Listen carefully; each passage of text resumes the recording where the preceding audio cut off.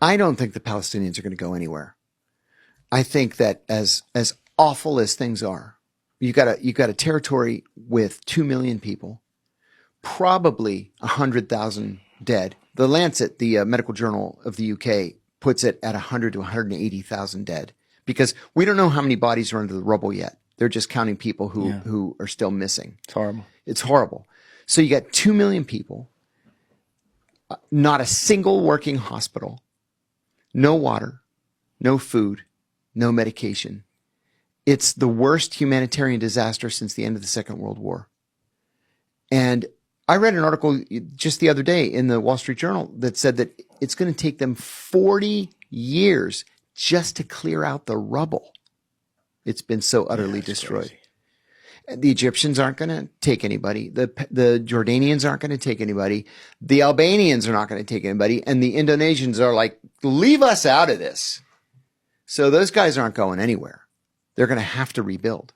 But at the same time, you know, before the fighting started, the Israelis allowed the Palestinians 2 hours of water and 5 hours of electricity every day. Not because they didn't have the capability to provide the water and the electricity, just to screw them. You know, so every Palestinian would fill the bathtub up with water and they would use that for cooking for the remainder of the day because that's all they were allowed.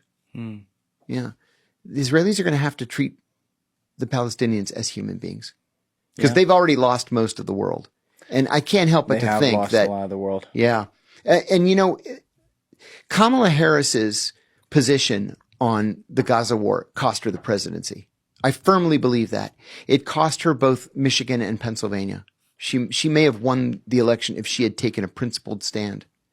You know, you can still be pro-Israel and be anti-genocide, but you've got to put your foot down. That's the problem, though. There are some people who do not speak for all Israelis by any stretch, who just have the ability to get reach, who are making that middle ground impossible. Yes. I will be called names exactly for things I said today that are perfectly factual, or we're perfectly leaving open the possibility that it's not something else. And I'm someone who comes down the middle on this. We've gotten to the point where if you criticize Benjamin Netanyahu as a person or as a politician, you're branded as anti-Semitic. Which is fucking crazy. Outrageous. I'll tell you, my college roommate, I love the guy like a brother. And he's a very religious Jew to the point where he's become a very prominent rabbi in Atlanta.